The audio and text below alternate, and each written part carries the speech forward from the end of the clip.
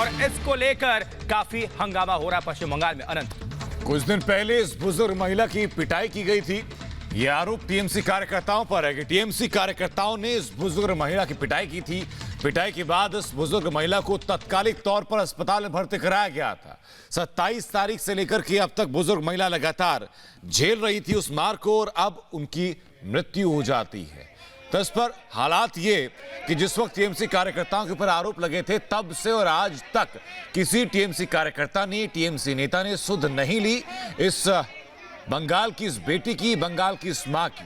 BJP नेता लगातार पहुंचे अस्पताल में हालचाल जानने के लिए, लेकिन हर संभव कोशिश के बाद भी कुछ किया नहीं जा सका। और देखिए 3 तस्वीरों के माध्यम से समझिए पूरे इस घटनाक्रम को। नहीं रही बुजुर्ग महिला, इनकी पिटाई की गई थी और आरोप टीएमसी पर, तृणमूल कांग्रेस पर, जी हां, दीदी की पार्टी पर लगा था और बुजुर्ग की अब मौत हो चुकी है। पिटाई का यह मामला और गृह मंत्री अमित शाह ने दुख प्रकट किया है, ट्वीट किया है। 27 फरवरी को हमला हुआ था और उस हमले के बाद इनकी काफी स्थिति खराब हुई थी और काफी इनकी पिटाई हुई थी और चेहरे भी सूज चुके थे। ये तस्वीरें आप देख सकती हैं। और अमित शाह ने क्या कुछ ट्वीट किया है आपको हम बताते हैं। बंगाल की बेटी शोभा मजुमदार जी के निधन से आहत हूं, अमित शाह गृह मंत्री, इन्होंने ट्वीट किया है। ट्वीट के माध्यम से दुख प्रकट किया है। उन्होंने कहा कि उन्हें टीएमसी के गुंडों ने बेरहमी से पीटा था। उनके परिवार का दर्द और घाव लंबे समय तक ममता दीदी को परेशान करेंगे।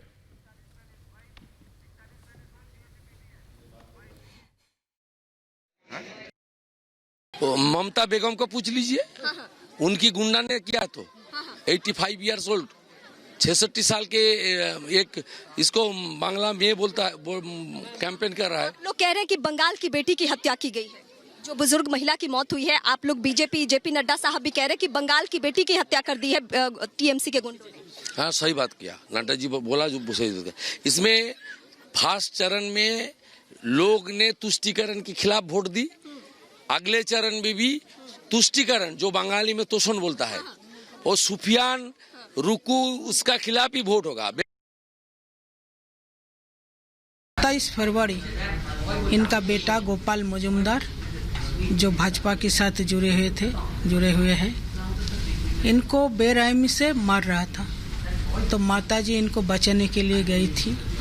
इनको भी ऐसे बेरहमी से मारा गया है कि 27 दिन इन्होंने आईसीयू में लड़ा है, जीवन के साथ लड़ा है और आज सुबह इनका मौत हो गया है। जो सरकार माँ माटी मानुष का नारा लगा के 10 साल सरकार में राज किया है, उसी सरकार की, उसी पार्टी, उसी सरकार की जो दल पार्टी टीएमसी का हाथों में एक माँ का मौत, माँ का मृत्यु, ये कैसे लोग देखेगा। इस पश्चिम बंगाल की माटी आज रक्त रंजित है, ये लहू से भीग गए हैं।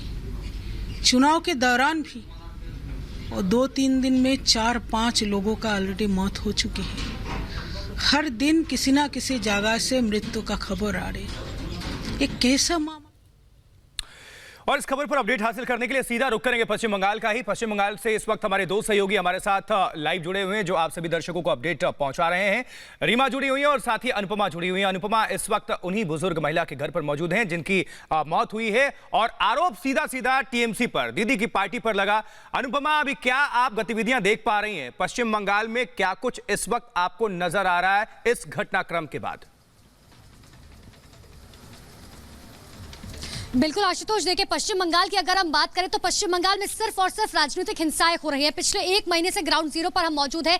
आप किसी भी कोने में चले जाइए पश्चिम बंगाल के, आपको वहां पर राजनीतिक हिंसा की घटनाएं जो है वो जरूर सुनने को मिल जाएगी। सबसे बड़ी बात यह है कि आज जब बुजुर्ग महिला की मौत हुई, हालांकि अभी घर पर कोई भी मौजूद नहीं क्योंकि पूरा परिवार जो है अंतिम संस्कार के लिए गया है बुजुर्ग महिला के। लेकिन समझिए कि उस परिवार के लिए के सामने जो है कितनी बड़ी चुनौती है और कितना ज्यादा दर्द उस परिवार के है। हम उन्हें उनके बेटे से भी बातचीत करने की कोशिश की थी, हालांकि बेटा जो है है बिल्कुल भी इस हालत में नहीं था कि बातचीत कर पाए। लेकिन आप ये समझने की कोशिश कीजिए कि 27 फरवरी के बाद बुजुर्ग महिला जो है लगातार जिंदगी और मौत के बीच लड़ रही थी और आखिरकार लड़ते लड़ते आज उन्होंने दम तोड़ दिया। सबसे बड़ी बात यह है कि टीएमसी के कार्यकर्ताओं पर इस बात का आरोप लगा रहे, लगातार 27 फरवरी के बाद रिपब्लिक भारत जो है इस खबर को दिखा रहा था, एक एक अपडेट हम पहुंचा रहे थे। हमने उस महिला से भी बातचीत करने की कोशिश की थी, हालांकि उस वक्त उनकी हालत बिल्कुल भी नहीं थी कि वो जो है बातचीत कर पाए कैमरे के सामने। लेकिन आप अगर उनकी वो तस्वीर देखेंगे जो पश्चिम बंगाल के जो बोर्डिंग जो होर्डिंग्स और पोस्टर्स खासकर लगाए गए थे सड़कों पर, उसमें अगर आप उन बुजुर्ग महिला की तस्वीर देखेंगे तो आपको समझ आएगा कि उनको कितनी ज्यादा चोट लगी थी।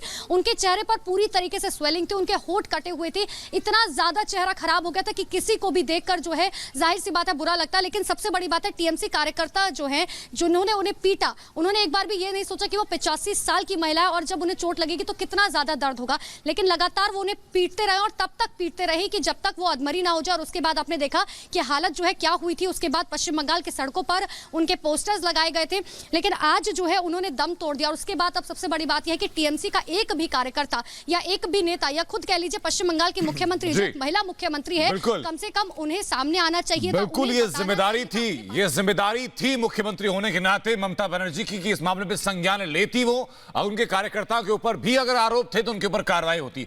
वापस लौटेगा अनुपम आपके पास, इससे जुड़ी एक रिपोर्ट पहले दिखाते हैं।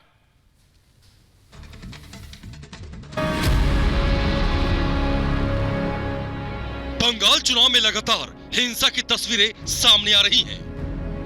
कुछ दिन पहले टीएमसी कार्यकर्ताओं पर आरोप लगे कि उन्होंने बीजेपी कार्यकर्ता गोपाल मजूमदार और उनकी 85 वर्षीय मां को घर में घुसकर पीटा। अब बीजेपी आईटी सेल के प्रमुख अमित मालवीय ने ट्वीट कर बताया है कि अस्पताल में भर्ती गोपाल की बुजुर्ग मां शोभा मजूमदार की मौत हो गई है। जब ये घटना सामने आई थी तो बीजेपी ने इसे मुद्दा बनाकर ममता बनर्जी को घेरने की कोशिश की थी। अब एक बार फिर अमित मालवीय ने ट्वीट कर टीएमसी पर सवाल खड़े किए हैं। ये बंगाल की बेटी भी किसी की मां, किसी की बहन थी, जिनकी अब मौत हो चुकी है।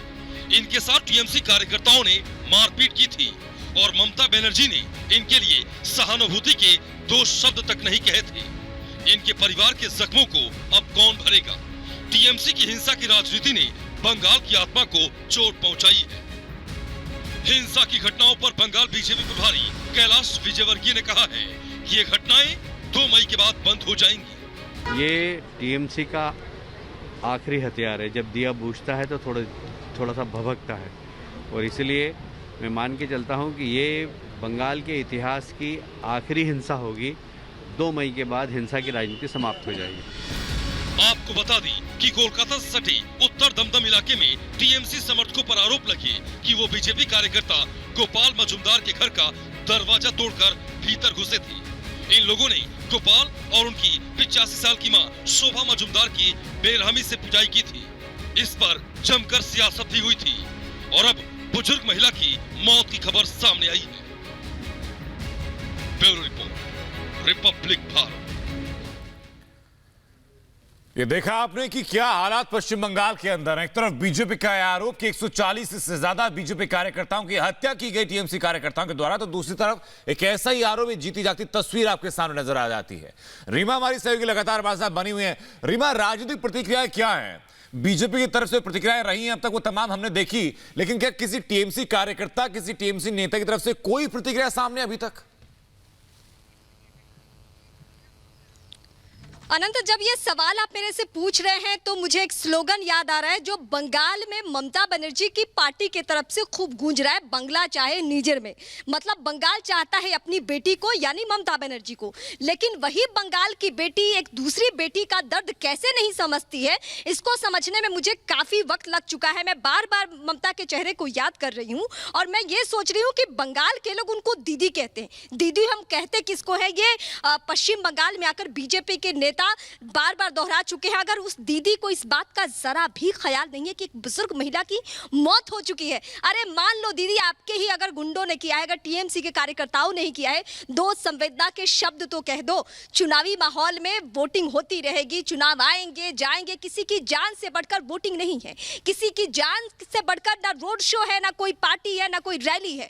अगर किसी की जान की कीमत के लिए 2 शब्द आपके पास नहीं है तो आपके कार्यकर्ता, आपके लोग और आप खुद किस मुंह से नंदीग्राम में घर घर जाकर घूम रहे हो, वोट मांग रहे हो, क्योंकि वोट देने वाले को सबसे पहले याद आएगा कि एक बुजुर्ग जब तड़प रही थी तो किसी ने उसकी सुध नहीं ली, जब बुजुर्ग अपनी जिंदगी से जूझ रही थी तो किसी ने उसे पूछा तक नहीं।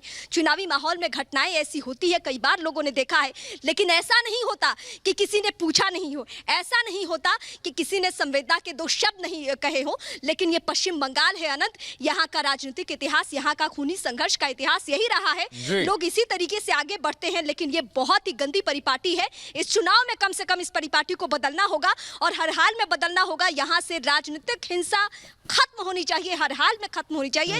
यही वजह है कि बंगाल में जब भी ऐसी कोई घटना होती है, रीमा, इसी बात को लेकर के, इसी घटना को लेकर के शुभेंदु अधिकारी से भी आपने बातचीत की थी। शुभेंदु अधिकारी का क्या कहना है इसको लेकर के?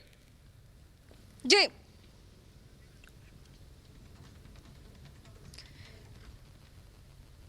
अनंत, शुभेंदु अधिकारी ने सिलसिलेवार तरीके से सवालों का जवाब भी दिया और सबसे बड़ा कटाक्ष उन्होंने किया कि ममता बेगम से जाकर पूछ लीजिए। यानी वो भी यही कह रहे हैं कि अगर शोभा मजुमदार की मौत हुई है तो ममता जवाब दे, क्यों नहीं बोल रही है? अगर टीएमसी के कार्यकर्ताओं पर आरोप लगा तो ममता ये तो कहे कि नहीं, हमने नहीं किया, हमारे कार्यकर्ताओं ने नहीं किया। चुप्पी साधने का मतलब, खामोशी की चादर ओढ़ने का मतलब कई दफा हाँ होता है। और अगर वो चुनावी माहौल में इस तरीके से वो कहलवा रही है इनडायरेक्टली कि हाँ हमने इस तरीके की घटना की है, तो जनता सबक सिखाने के लिए तैयार बैठी है। पश्चिम बंगाल में 84% से ज्यादा अगर वोटिंग यहाँ पे हो रही है तो बीजेपी इसके मायने बता रही है। हालांकि ममता अलग उत्साहित है, ईवीएम का रोना अलग रो रही है। कल अमित शाह ने पीसी किया, उसके बाद सीधे सीधे उन्होंने कटाक्ष करना शुरू कर दिया कि 26 क्यों 30 क्यों नहीं बता रहे। तो ये चुनावी माहौल है। ये बिल्कुल रीमा, आप घटनाक्रम पर नजर बनाकर रखें और अनुपमा भी हमारे साथ जुड़ी हुई हमारी सहयोगी, उनका रुख करें। उसके पहले जेपी नड्डा, भारतीय जनता पार्टी के अध्यक्ष, ट्वीट करके इस घटनाक्रम को लेकर रोष प्रकट किया है। क्या कुछ लिखा है हम दर्शकों को पढ़कर बताएं। देखिए, ईश्वर बुजुर्ग मां शोभा मजुमदार की आत्मा को शांति दें। जेपी नड्डा, अध्यक्ष, भारतीय जनता पार्टी, आगे लिखते हैं, उन्हें इसलिए जान देनी पड़ी क्योंकि उनका बेटा भारतीय जनता पार्टी का कार्यकर्ता था। ये इन्होंने लिखा। लगातार कड़ी प्रतिक्रिया आ रही है। शोभा जी के बलिदान को हमेशा याद रखा जाएगा। वो बंगाल की मां थी, वो बंगाल की बेटी थी। अनुपमा लगातार हमारे साथ जुड़ी हुई है। अनुपमा, भारतीय जनता पार्टी के अध्यक्ष जेपी नड्डा ने ये ट्वीट किया है, ट्वीट के माध्यम से रोष प्रकट किया और बंगाल में हो रही राजनीतिक हत्या को लेकर ये सब कुछ स्पष्ट किया है कि बंगाल की ये मां थी, बंगाल की ये भी बेटी थी। लेकिन जो ममता बनर्जी अपनी पार्टी की तरफ से स्लोगन जारी करती हैं कि वो बंगाल की बेटी हैं, उनको दोबारा मौका दिया जाए, क्या ये किसी की मां नहीं थी? क्या ये किसी की बेटी नहीं थी? बहुत तीखी प्रतिक्रिया आ रही है राजनीतिक गलियारों में। पश्चिम बंगाल में सियासी तापमान इस वक्त क्या कहता है? अनुपमा। बिल्कुल आशुतोष, देखिए मैं और आप शायद वो दर्द समझ भी नहीं सकते उस परिवार का जिन्होंने अपनी मां को खो दिया। लेकिन देखिए, थोड़े से ट्रेंड सेटर से हम अलग चल के चलते हैं, एक बार समझने की कोशिश करते हैं। भारतीय जनता पार्टी के अलावा आप मुझे एक भी ऐसी पार्टी बता दीजिए जहां पर अगर कोई नेता गलती करता है तो शीर्ष नेतृत्व जो है सामने आकर उन्हें बाहर का रास्ता दिखाता है। भारतीय जनता पार्टी में हमने कई बार ऐसा देखा है कि अगर किसी नेता का नाम बलात्कार में सामने आएगा, अगर किसी घोटाले में सामने आ रहा है, तो बीजेपी का शीर्ष नेतृत्व जो है सीधे सामने आता है और उसके बाद उन्हें बाहर का रास्ता दिखा दिया जाता है। चाहे वो हम कांग्रेस की बात करें, कांग्रेस में तमाम घोटाले सामने आते हैं लेकिन शीर्ष नेतृत्व की तरफ से कोई भी जो है काम नहीं किया जाता। और अब टीएमसी में भी यही हो रहा है। टीएमसी भी जो है उसी रास्ते पर चलती हुई नजर आ रही है। अगर ममता बनर्जी का, मेरे को लगता है कि शायद एक मुख्यमंत्री होने के नाते, एक महिला मुख्यमंत्री होने के नाते उन्हें एक बार शोक संवेदना व्यक्त करनी चाहिए थी, कम से कम एक ट्वीट करना चाहिए था। और अगर उन्हें ये नहीं लगता है कि उनके कार्यकर्ताओं ने हत्या नहीं किया तो कम से कम एक संवेदना व्यक्त कर देती। और अगर उन्हें लगता है कि उनके कार्यकर्ताओं ने हमला किया है तो एक बार एक्शन लेने से इतना क्यों घबरा रही है ममता बनर्जी? सवाल तो यही उठता है ना कि आप एक महिला हैं, एक महिला होने के नाते एक मां का दर्द जो है समझ सकते हैं। उन बच्चों से पूछे जिन्होंने अपनी मां को खोल दिया है। 85 साल की वो महिला है, उनके छोटे छोटे पोते पोतियां हैं, वो आज भी जो है अपनी दादी को पुकार रहे हैं, लेकिन उन्हें नहीं पता है कि आखिर क्या कुछ उस वक्त हुआ था। हमारे अंदर इतनी हिम्मत नहीं है कि उस परिवार से हम बातचीत कर पाएं। बिल्कुल अनुपमा, आप नजर बनाकर रखें। बहुत बहुत शुक्रिया बहरहाल आपका इन अपडेट्स को दर्शकों तक साझा करने के लिए, आपका और साथी रीमा का। ये तस्वीरें देखिए किस तरह से बुजुर्ग महिला का शौक यहाँ पर जा रहा है। लगातार खबरों में बने हुए, लेकिन फिलहाल वक्त एक छोटे से ब्रेक का है। बने रहे, देखते रहे रिपब्लिक भारत।